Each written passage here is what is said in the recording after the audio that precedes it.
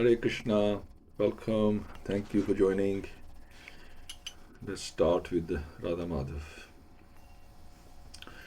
Jai Radha Madhava, Jaya Kunja Bihari. Jai Radha Madhava, Jaya Kunja Bihari. Jai Gopi Jana Vallabha, Jayo Girvardhari. Jai Gopi Jana Vallabha, Jayo Girvardhari. Shodanandana Vrajajana Ranjana, Shodanandana Vrajajana Ranjana. Yamuna Tiravanachari. Jai Radha Madhava, Jai Kunja Bihari. Jai Radha Madhava, Jai Kunja Bihari. Hare Krishna, Krishna Krishna, Hare Hare, Hare Rama, Rama Rama, Hare Hare. Hare Krishna, Krishna Krishna, Hare Hare, Hare Rama, Rama Rama, Hare Hare. Hare Krishna, Krishna Krishna, Hare Hare, Hare Rama, Ram Ram, Hare Hare. Hare Krishna, Krishna Krishna, Hare Hare, Hare Rama, Ram Ram, Hare Hare. Om Namo Bhagavate Vasudevaya. Om Namo Bhagavate Vasudevaya. Om Namo Bhagavate Vasudevaya. Om Agyantimridasya Gyananjana Shalakya Chakshurunmilitam Yena Tasmai Shri Gurave Namah. Shri Chaitanya Manobishtam Stapitam Yena Bhutale Samrupa Kadamayam Dadati Swapadantikam. Vandeham Shri Guru Shri Yutapada Kamalam Shri Gurun Vaishnavcha Shri Rupam Sagrajatam Sagana Raghunatham Vitam Tam Sajivan Sadvetam Savadutam Krishna Saitam Krishna Chaitanya Devam Shri Radha Krishna Pradhan Sagana Lalita Shiva Shakhan Vitamscha. He Krishna Karuna Sindhu Deen Bandhu Jagatpate Gopesha Gopika Kant Radha Kant Namastute Tapta Kanchan Gaurangi Radhe Vrindavaneshwari Rishabhanu Sute Devi Pranmami Hari Priye Vancha Kalpatu Brehascha Kirpa Sindhuvayevacha Patitana Pavnebhyo Vaishnavyo Namo Nama Namo Vishnu Padaya Krishna Pasthaya Bhutale Śrīmad Bhaktivedanta Swami iti namine Namaste Saraswati Deve Gauravani Pracharine Nirvishesha Shunyavadi Paschatya Dishatarine. Jai Shri Krishna Chaitanya Prabhu Nityananda Shri Advaita Gadadhar Shri Vasti Gaur Bhakt Vrinda. Hare Krishna, Krishna Krishna, Hare Hare, Hare Ram, Ram Ram, Hare Hare. Mukham kroti vachalam pangum langyate grim yat kirpatam ham vande Shri Gurun Deen Taranam Paramananda Madhavam Shri Chaitanyeshwaram Hariyam Tassat Narayan Namaskritya Naram Cheva Narottamam Devim Saraswatim Vyasam Tato Jay Madhuriyat Nasta Presha Abdureshu Nityam Bhagavad-Sevayā Bhagavati Uttam Shloke Bhaktir Bhavati Nestiki. Okay, so thank you very much for joining. Nothing like starting the morning with Śrīmad-Bhāgavatam, the ripened fruit of bhakti. So last time we were talking about solar years, and life was described in solar years. After all, we use the sun to measure time, and it says that don't lose your solar years. Don't waste your life, in other words. We should be thinking on a spiritual level, on the level of the soul, rather than of the body, because the body is only temporary. It's only temporary arrangements. It's only here for a temporary period, and then it will be gone. We'll get, if we're not careful, we'll get another body, maybe human, maybe not. So why waste so much time trying to please this body? So we have to be careful what even temples, they say that people come into the temple and they give their heart and soul, trying to make them understand about Krishna consciousness, and next thing they've gone, they disappeared.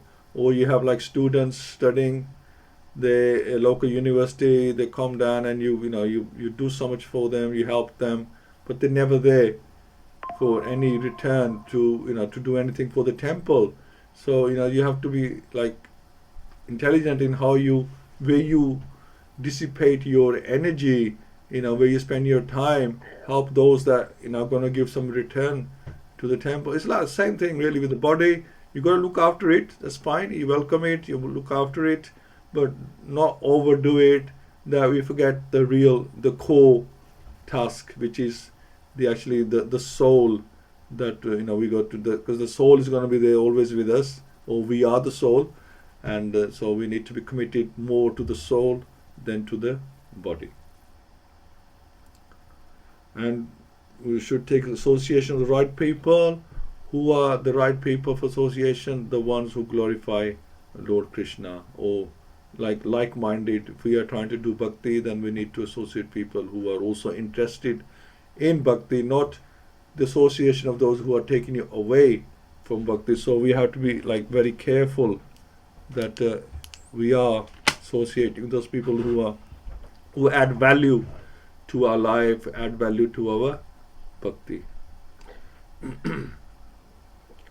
And we also said that it was about the quality of life, not about the quantity of our life.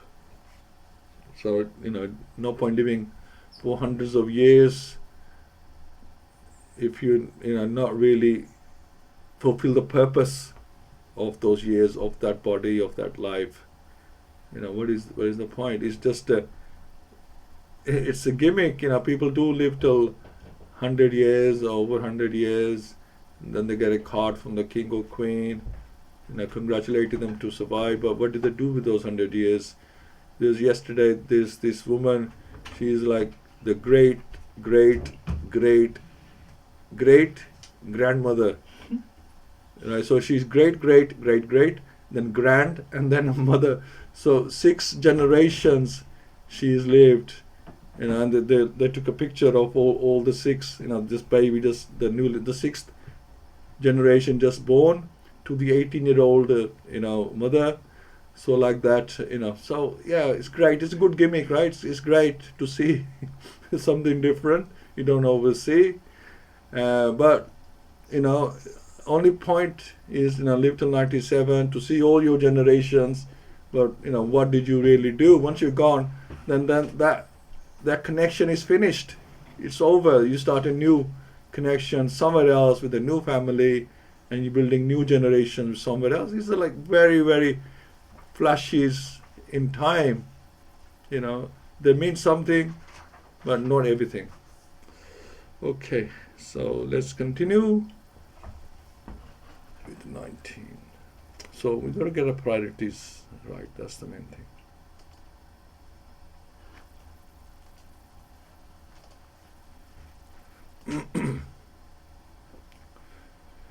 Shavid varahastro karehi samusthatha purusha pashu nayat karan patho peto jatu nam gadha grajha. So Shava is a dog with Varaha, the village hog who eats stool. Ustra, the camel. Karahi, and by the asses. Samstutha, perfectly praised. Purusha, a person, Pashu, animal, na never yet of him, Karna, ear, path, path, Upetha, reached, Jatu, at any time, Nam, the holy name, Gada, Grajaha, Lord Krishna, the deliverer from all evils. So men who are like dogs, hogs, camels, and asses, praise those men who never listen to the transcendental pastimes of Lord Shri Krishna, the deliverer from evils. So it's all about the mentality, isn't it? The general mass of people, unless they are trained systematically for a higher standard of life in spiritual values, are no better than animals, and in this verse they have particularly been put on the level of dogs, hogs, camels, and asses. Modern university education practically prepares one to acquire a doggish mentality with which to accept the service of a great master. So you work for these multinationals basically after doing your MBAs, etc.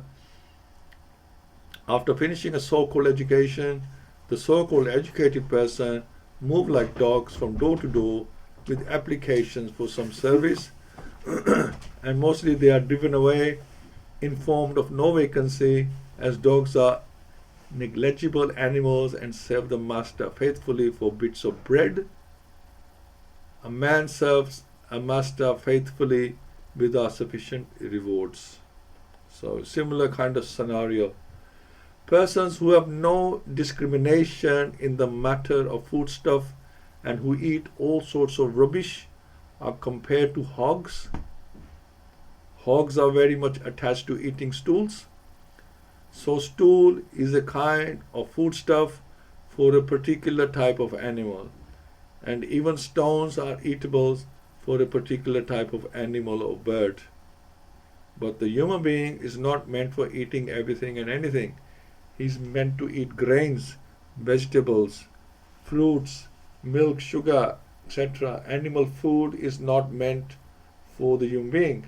For chewing solid food, the human being has a particular type of teeth meant for cutting fruits and vegetables. The human being is endowed with 2 canine teeth as a concession for persons who will eat animal food at any cost. It is known to everyone that one man's food is another man's poison. Human beings are expected to accept the remnants of food offered to Lord Shri Krishna, and the Lord accepts foodstuffs from the categories of leaves, flowers, fruits, etc. As prescribed by Vedic scriptures, no animal food is offered to the Lord. Therefore, a human being is meant to eat a particular type of food. He should not imitate the animals to drive so-called vitamin values. Therefore, a person who has discrimination in regard to eating is compared to therefore a person who has no discrimination in regard to eating is compared to a hog. That's the bottom line. The camel is a kind of animal that takes pleasure in eating thorns. A person who wants to enjoy family life or the worldly life of so-called enjoyment is compared to the camel. So the camel doesn't realize that what damage he's doing to his tongue by eating thorns. Blood is coming out of his tongue, and it tastes sweet to the camel, and the camel thinks that the thorn is sweet, what he's eating is sweet, but it's actually his own blood that he's eating or drinking. Materialistic life is full of thorns, and so one should live only by the prescribed method of Vedic regulations, just to make the best use of a bad bargain. Life in the material world is maintained by sucking one's own blood, just like the camel. The central point of attraction for material enjoyment is sex life. To enjoy sex life is to suck one's own blood, and there is not much more to be explained in this connection. The camel also sucks its own blood while chewing thorny twigs. The thorns the camel eats cut the tongue of the camel, and so blood begins to flow within the camel's mouth. The thorns mixed with fresh blood create a taste for the foolish camel, and so he enjoys the thorn eating business with false pleasure. Similarly, the great business magnates, industrialists who work very hard to earn money by different ways and questionable means, eat the thorny results of their actions mixed with their own blood. Therefore, the Bhagavatam has situated these diseased fellows along with the camels. The ass is an animal who is celebrated as the greatest fool. Even amongst the animals, the ass works very hard and carries burdens of the maximum weight without making profit for itself. The ass is generally engaged by the washerman, whose social position is not very respectable, and the special qualification of the ass is that it is very much accustomed to being kicked by the opposite sex. When the ass begs for sexual intercourse, he is kicked by the fair sex, yet he still follows the female for such sexual pleasure. A henpecked man is compared therefore to the ass. The general mass of people work very hard, especially in the age of Kali. So you can see that a type of person is compared to an animal. So we might think we're a very polished animal, but our habits are compared to an actual animal. This is why Srila Prabhupada says that we're all born in the mode of ignorance, because we know better than the animals who are also in the mode of ignorance.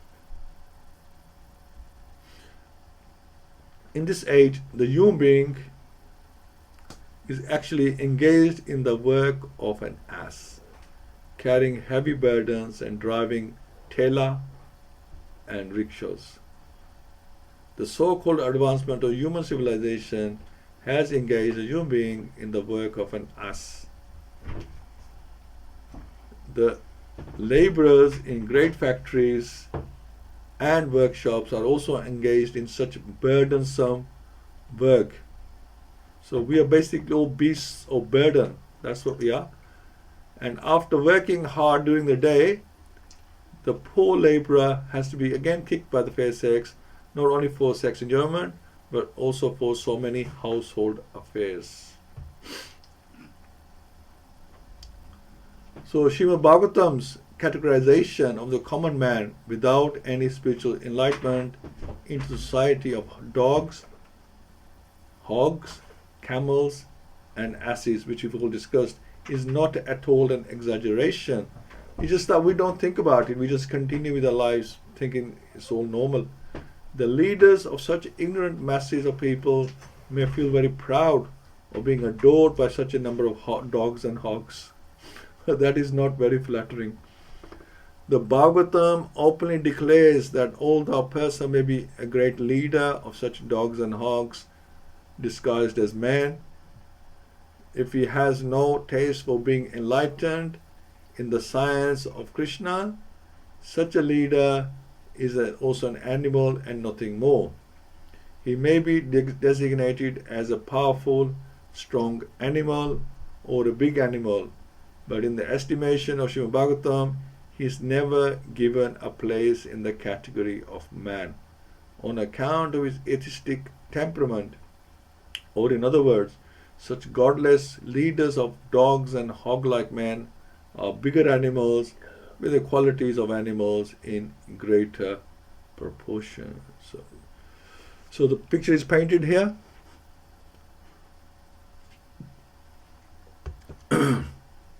Sometimes you see cartoons where the animals, the creatures, they actually talk, or they might have the face of an animal, the body of a human, like that, and they're like living like normal people. So this is Srila Prabhupada is comparing that we may look like humans or have the body of human, but mentality is of a animal. So a subtle body is an animal body if we are not doing what we're supposed to doing as a human being, using this body to get Krishna consciousness. So we're just living up to the level of the animals. That's what we're doing.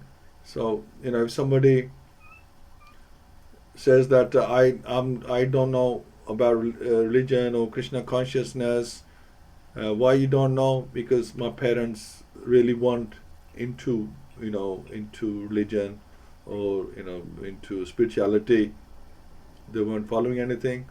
So you ask the question that why did they bring you up like that? Because that is animal level. They brought you up to be like an animal, because even animals bring up their children and they don't tell them about spirituality. And if the parents hasn't explained or followed, set an example of spirituality, then they've lived the animalistic life. That's how that's explained by the Acharyas, that basically you lived like you lived like an animal, and the idea of having children is to make them spiritual, make them Krishna consciousness. So you haven't fulfilled the responsibility to yourself, to your own body, and you have not fulfilled the responsibility to your children who you have brought into this world, but not expose them to spirituality. So basically that's the animalistic life. That's how it's explained. So that's that. So human beings have great qualities and have great responsibilities, but mostly misusing their vital essence and energy in the wrong way. So that's what I was saying like last time, that we have these four the four vows we take, that we regulations that we take, they are really good, because we otherwise wasting our essence and energy on the wrong things. Where's the essence, energy, everything belongs to Krishna. We should be using in Krishna's service. We have the opportunity to benefit ourselves and others in the mission of Srila Prabhupada. And what's the mission of Srila Prabhupada? All he's asking is to do some service for Krishna. He's not asking anything for himself. Srila Prabhupada never wanted name and fame. Right? It's called Iskcon, International Society of Krishna Consciousness. It's not Srila Prabhupada Foundation or something like that. It's not, Srila Prabhupada never came to the front. His disciples may have brought him to the front, but he never wanted name and fame. He just saying his message simply, do some service for Krishna. That's all. Do some service for Krishna. Okay. So 20.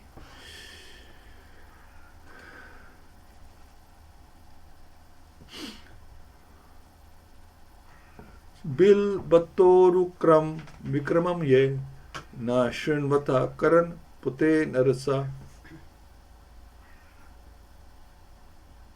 jivasati dadu rikeva sutta nachop gayati urugya gataha. So bill is like snake holes, but like Urukram, the Lord who acts marvelously. Vikraman, prowls, ye all these, na never shrin bataha heard, karan pute, the a-holes, narasa of the man, jiva tongue, asti useless, dardu rika of the frogs, Eve exactly like that. Sutta O Sutta Goswami, na never shall also up gayati chants loudly, uru gaya were singing gataha songs.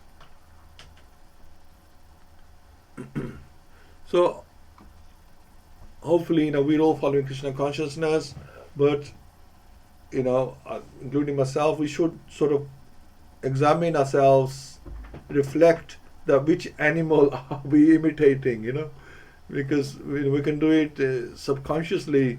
We're imitating animals without realizing that we got animalistic behavior. One who has not listened to the messages about the prowess and marvelous acts of the personality of Godhead, and has not sung or chanted loudly the worthy songs about the Lord, is to be considered to possess ear holes like the holes of snakes, and a tongue like the tongue of a frog. So devotion service to the Lord is rendered by all limbs or parts of the body. and as we said, subtle and gross body as well. It is a transcendental dynamic force of the spirit soul. Therefore, a devotee is engaged 100% in the service of the Lord. One can engage in devotional service when the senses of the body are purified in relation with the Lord. And one can render service to the Lord with the help of all the senses. As such, the senses and the action of the senses are to be considered impure or materialistic as long as they are employed only in sense gratification. The purified senses are engaged in sense gratification but in the service of the Lord in toto. The Lord is the supreme with all senses, and the servitor, who is part and parcel of the Lord, also has the same senses. Service to the Lord is the completely purified use of the senses as described in the Bhagavad-Gita. The Lord imparted instructions with full senses, and Arjuna received them with full senses. And thus there was a perfect exchange of sensible and logical understanding between the master and the disciple. Spiritual understanding is nothing like an electrical charge from the master to the disciple, as foolishly claimed by some propaganda mongers. Everything is full of sense and logic, and the exchange of views between the master and disciple is possible only when the reception is submissive and real. In the Chaitanya Charitamrita, it is said that one should receive the teachings of Lord Chaitanya with intellect and full senses so that one can logically understand the great mission. Yes, and this is where the 6 Goswamis come in. They listened with intellect and full senses to the Lord, and the Lord Chaitanya Mahaprabhu, he gave them the knowledge in a very short time. He gave them knowledge, and he empowered them. He said, here's the knowledge, basically outlines of the knowledge, and now go and expand it. And then they wrote different scriptures using that knowledge the Lord had provided, similar to Brahma, Lord Brahma, Chatashloki of Śrīmad-Bhāgavatam, and then the Brahmaji then expanded it and passed it on to Narad, and like that it went into disciplic succession. So the Lord give you knowledge, and the Lord can give you intelligence as well, but you got to want it. Are you seeking knowledge? Are you seeking that spiritual intelligence? And are you going to use it in the right way? In the impure state of living being, the various senses are fully engaged in mundane affairs. If the air is not engaged in the service of the Lord by hearing about Him from Bhagavad-Gita or Śrīmad-Bhāgavatam, certainly the halls of the air will be filled with some rubbish. Therefore, the messages of Bhagavad-Gita and Śrīmad-Bhāgavatam should be preached all over the world very loudly. That is the duty of a pure devotee who has actually heard about them from the perfect sources. Many want to speak something to others, but because they're not trained to speak on the subject matter of Vedic wisdom, they're all speaking nonsense. And people are receiving them with no sense. There are hundreds and thousands of sources for distributing mundane news of the world, and people of the world are also receiving it. Similarly, the people of the world should be taught to hear the transcendental topics of the Lord, and the devotee of the Lord must speak loudly so that they can hear. The frogs loudly croak. With the result, what happens? They invite the snakes to eat them.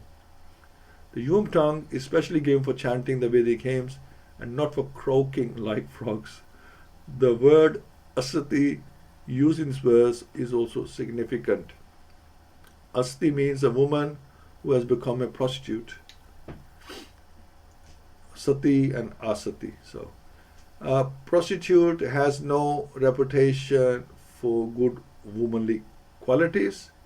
Similarly, the tongue which is given to the human being for chanting the Vedic hymns will be considered a prostitute when engaged in chanting some mundane nonsense. Yes, it's very interesting. The tongue is considered a prostitute when engaged in chanting some mundane nonsense because it will have no good qualities, and I mean even all the senses, if you are misusing them in somebody else's service or your own service, then which is meant for Krishna service, then yes, that's you're prostituting our body, our senses, for some mundane purpose. So yeah, it's very interesting how Srila Prabhupada described all these, especially comparing our behaviors to animal behavior, just to highlight that look, you called a social animal, a polished animal, and this is the kind of animals that our behavior is like, and we may not realize it, but it's, the comparison is there. The animals are doing what we are doing, and we're just doing in a more sophisticated way. That's all. Hare Krishna. So yeah, that's you can stop here. Hare Krishna. Okay, I think Pundikaksh Prabhu's had to go, and so we go to Kiran Prabhu. Hare Krishna, Prabhuji. Hare Krishna. Hare Krishna. Caught me off guard. But that's fine. I didn't realize you had gone. I just seen That's okay, no worries, that's fine. It's good to be off guard. It puts you on the spots, and so you just have to get on with it. I say we should always be ready. And you always be ready for kirtan, for giving class, whatever. Always be ready in Krishna service. No, you're right.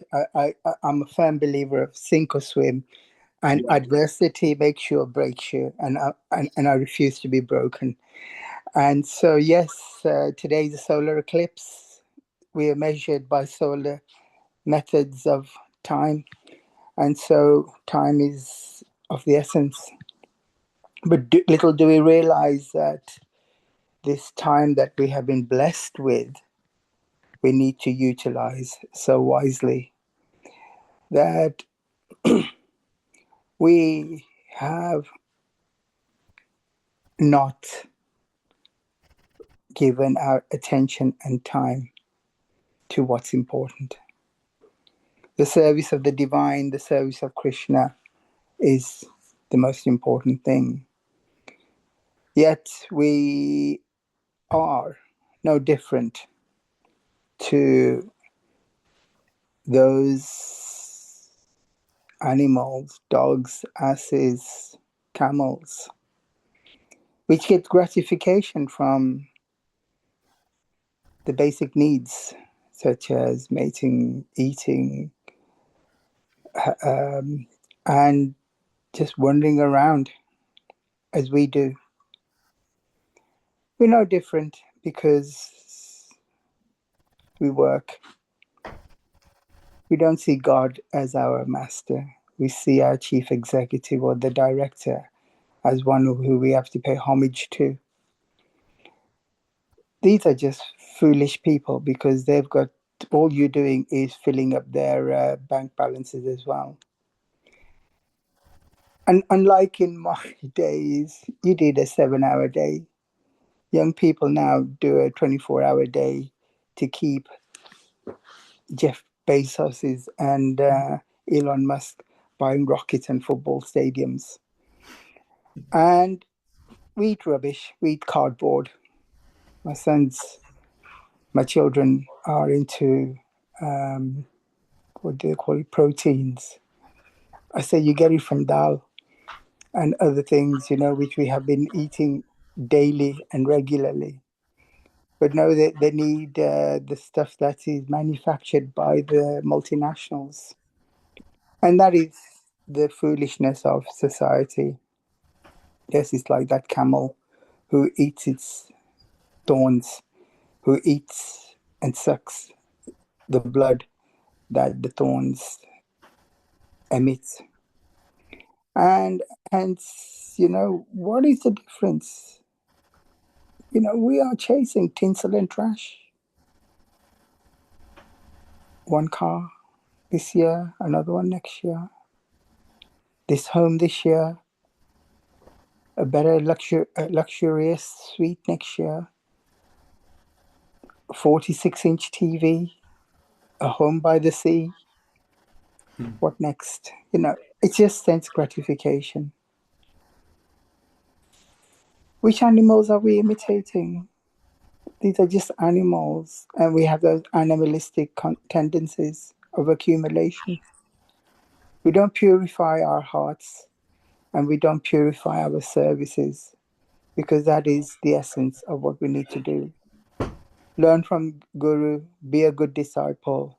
The teachings of the Shastras should be revered, and they should be received with humility and sincerity. And along with that comes the intellect and the logic.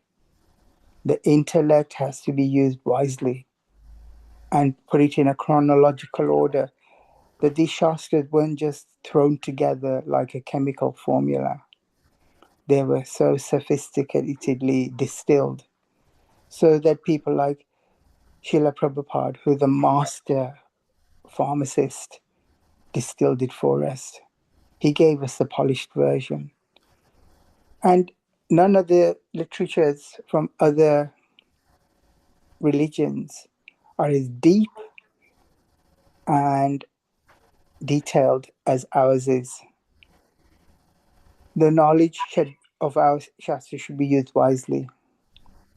And we have to stop becoming foolish and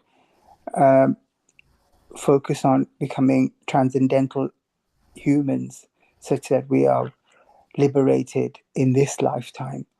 You don't have to hanker to go to the next lifetime. Hare Krishna.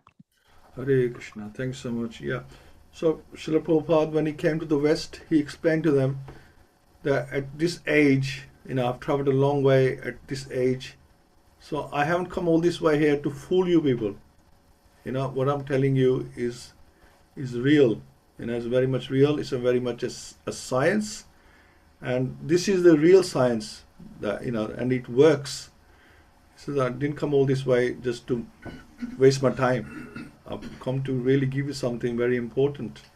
So yeah, this is the thing that Srila Prabhupada wanted everyone to know this science, and they took it humbly and they used it, and they found out it really does work. George Harrison got everything, but he felt there's something missing, and this was the piece of jigsaw in his life that was missing. That's why he felt incomplete. And when he got it, then he knew he had it. He had many other. They met some Maharishi in India. I think his follower Shankaracharya, giving the mantras. They were a little bit suspicious of religious people, coming, and eventually it all comes down to money. They want money, right? So they're a bit wary of that. But he gave £90,000 to print a Krishna book, and he bought the Bhaktivedanta manna for Srila Prabhupada, and everywhere he was needed, and even some of the other the Beatle members, they helped Srila Prabhupada financially, and and with their fame as well. So yeah, it's the real thing. Thank you, Prabhuji. Hina Mataji. Hare Krishna. Hare Krishna, Prabhu. Hare Krishna all. Thank you so much.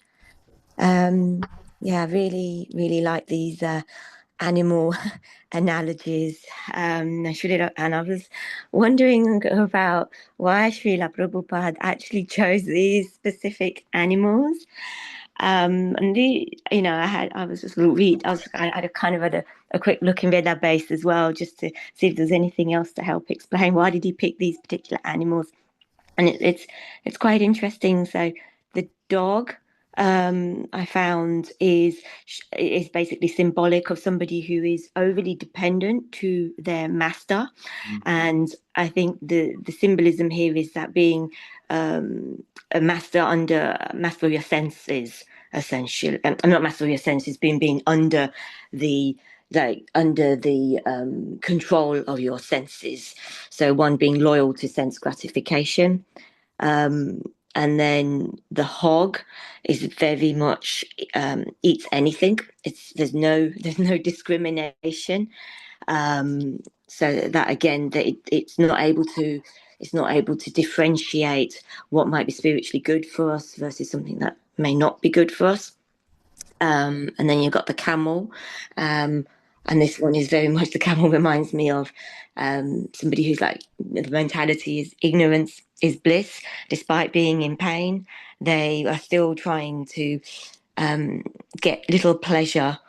It's still chewing the thorns and whatever little pleasure it's getting, it's enjoying that. So there's that mentality.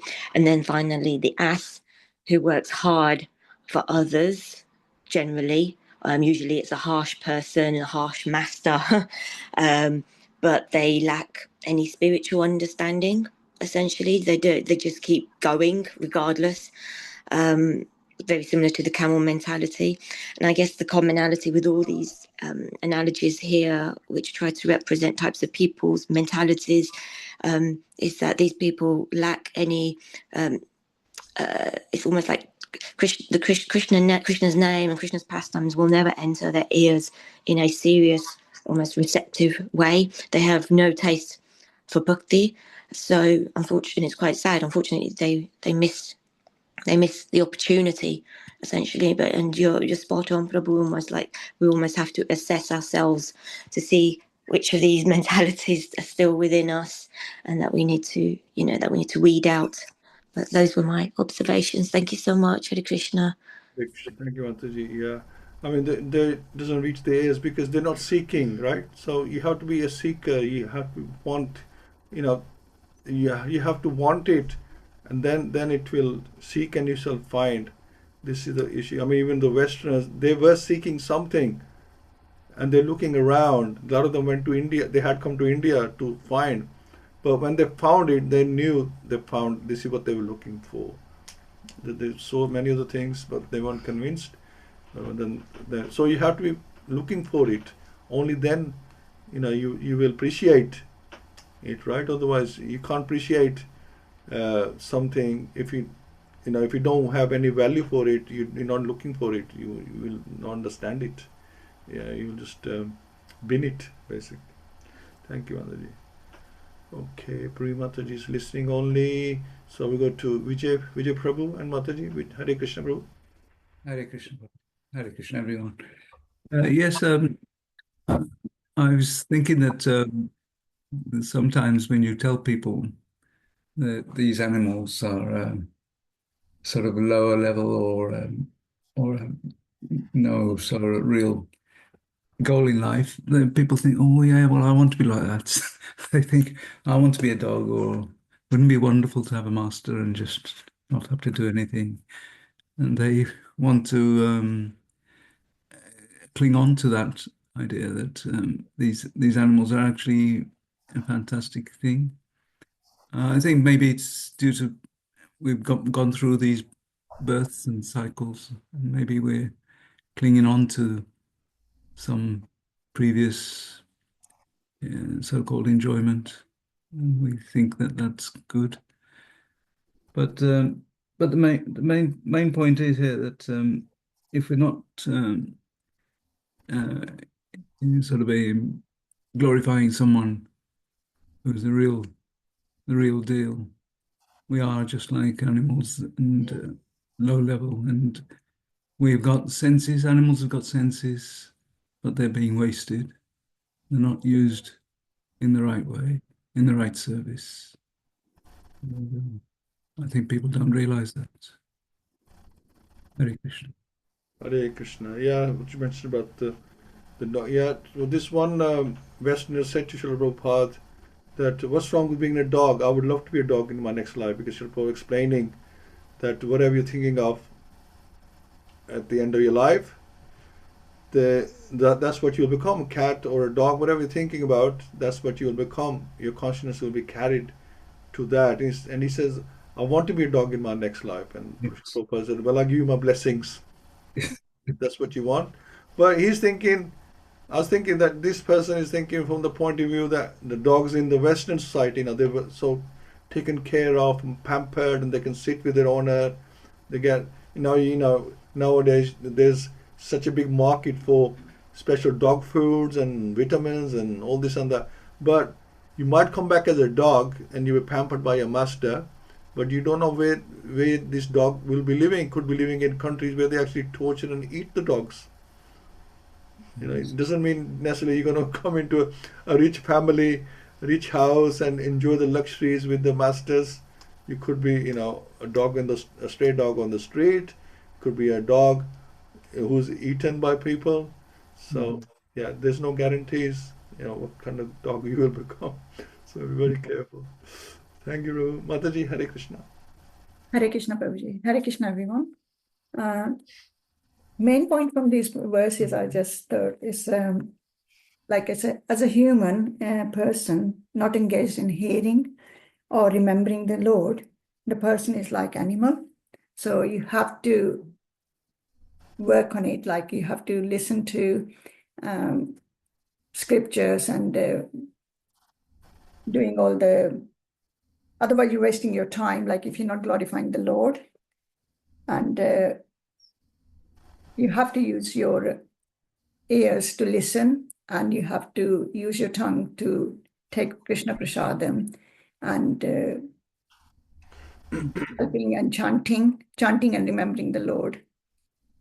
And like you mentioned about Prabhupada, it's like in age of 70, like they went up, to Western world, and then just to explain to us, without Prabhupada, like we won't be here and listening all this. And we must be doing something, other things like that. But because of Prabhupada gave us like morning to evening, all this program. So you just do it that way, regulative principles and helping others as well. Hare Krishna. Hare Krishna. Thank you, Mataji. Okay, Ajay Prabhu, Hare Krishna. Hare Krishna.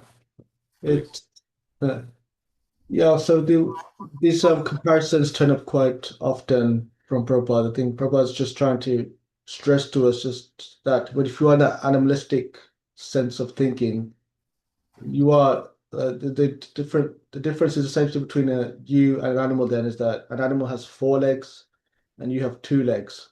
There's no you are on that level, and at least if you are an animal in the animal body, you are at least burning off your existing karma. You're not so they're not doing anything wrong as such. They're just they're seeing out their imprisonment in that particular body.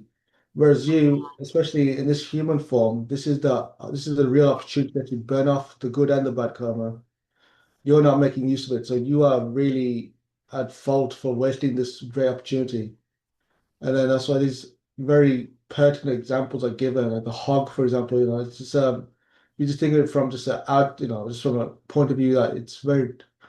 If someone has to live like a hog, it sounds disgusting, but in reality, is if you don't discriminate between what you eat, you just eat whatever you want. You're no different than a hog, and then that is just such a waste, especially because not only are you capable of actually discriminating between good and bad, if you want to, there are people that willingly have taken to try to advance themselves spiritually, and then they fall back into these processes.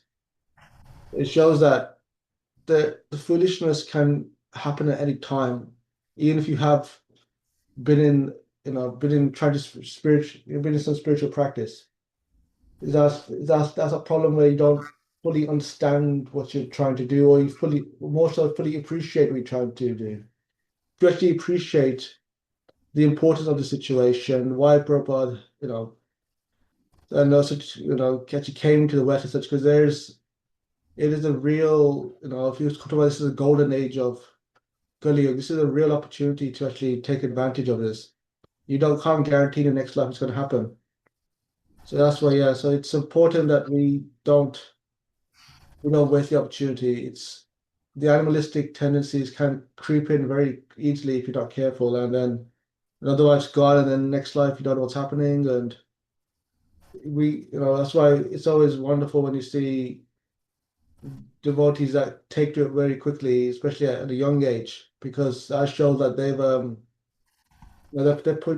serious devotees. They just finish it off themselves, whatever they got, whatever's remaining. So yeah, whatever you got remaining, you need to try and look at that. I got to finish this off in this life. I don't want to come back. Don't it should take 3 lives. Sometimes they you need 3 lives to finish this off. Now you can do it in this life if you really take the mercy of Guru and really push forward with it. So that's all we got to do. You just got to keep pushing forward with it, because otherwise you end up in this situation, and then when you become bound again, bound by karma, then it just gets confusing, and you don't want to end up going to higher planets, because then it's not really possible to do so unless you reach Satyalok, and it takes forever. Well, it would seem like forever to actually get back to Godhead from there.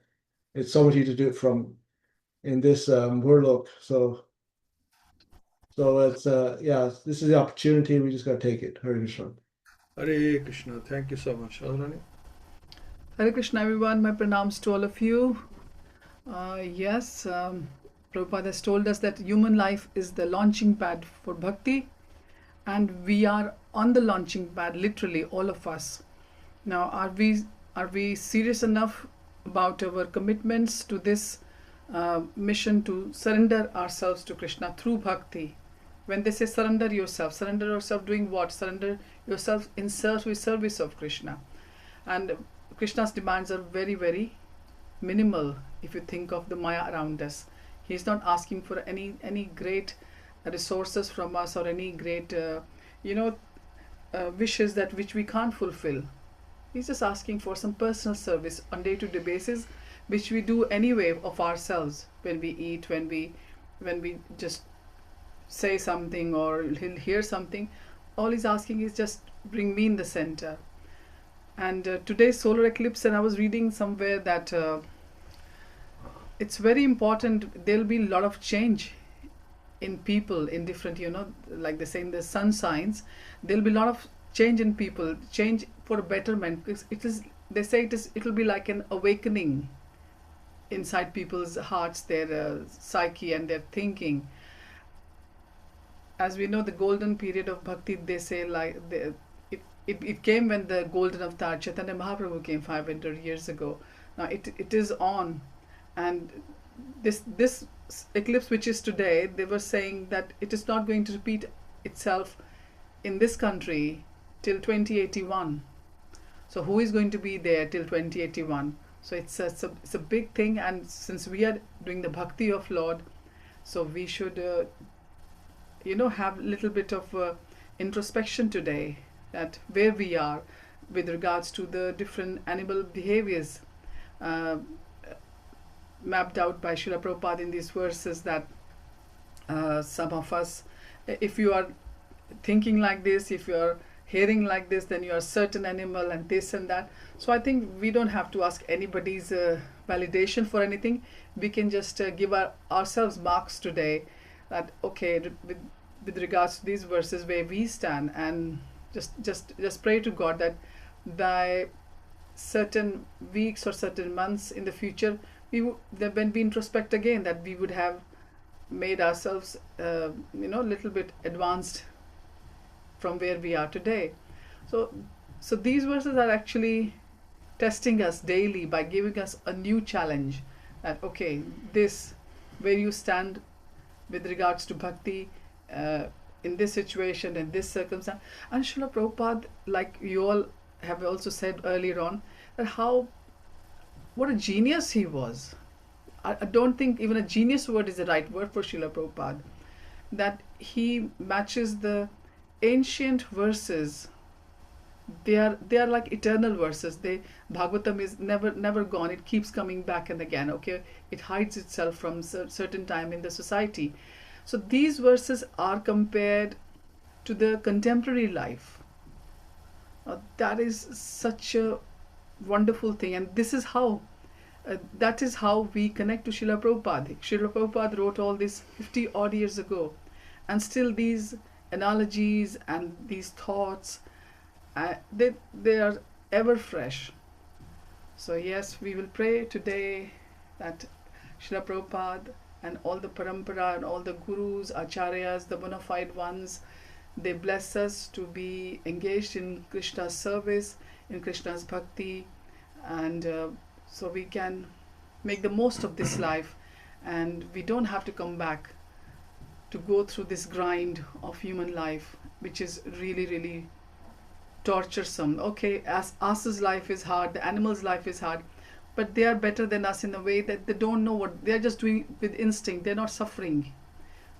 We have got intelligence, so we feel the suffering when we are going through these the good times we we don't complain. It's the bad times when we feel it really hard, that this is not a good bargain, like Srila Prabhupada always tells us. We have to make best of this bad bargain. That again, in Srila Prabhupada's words, this is what he stresses again and again. And hopefully we will make our Guru and Gauranga and Krishna, Gauranga is Krishna as well, proud with our deeds. Hare Krishna. Hare Krishna. Thank you so much. Yeah, so this human body is a very responsible position to have, and to use it in the right way. Careful what we speak and careful of what we hear as well, because whatever we hear, it goes right to the heart. Just like our chanting goes to the heart. Everything we hear goes to the heart. So we have to be very careful what kind of information we expose ourselves to. And with regards to the golden age and Kali Yuga, so this Kali Yuga, from what I hear, as you know, is 432,000 years. And when the yugas change, it's not like you go on from certainly from Dwapar Yuga onto Kali Yuga overnight. Next day you wake up, oh, it's Kali Yuga today. It's not like that. There's a Sandhya period between Dwapar Yuga and Kali Yuga, and that Sandhya period is 20,000 years. And we've only gone, we say that golden period started from Mahaprabhu, right? So anyway, let's say 5,000 years from Maharaj Parikshit, Kali Yuga started. So only 5,000 years of Kali Yuga or Sandhya period have gone, and then golden age started, say, 500 years ago. So we still have another 15,000 years of Sandhya period left, and then Kali Yuga starts. Now, if you think this is only Sandhya period, just imagine what the actual Kali Yuga would be like in about 15,000 years. Really harsh. We need to get out. We really need to get out. It's very dangerous. It's really bad. If you by chance just listen to the news or read the news and kind of stuff that happens out there and everything, and this is just the Sandhya period, just the shadow of what the real Kali Yuga is like. It's a horrible place to be in. So yeah, we need, we have this opportunity. We should take it with both hands. So thank you so much, and let's catch up again on Friday and continue this. Next Wednesday we'll have the overview and then go on to chapter 4. So beautiful Śrīmad-Bhāgavatam is given so much knowledge, and this knowledge alone is not enough. What are we going to do with the knowledge? We've got to, unless we use it, it's wasted. So we must use this knowledge and apply it. So thank you so much. Bhagavatam ki jai, Prabhupada ki jai, Gaur Premanande, Hari Hari Bol. Hare Krishna. Hare Krishna. Hare Krishna. Thank you. Hare Krishna. Hare Krishna. Hare Krishna.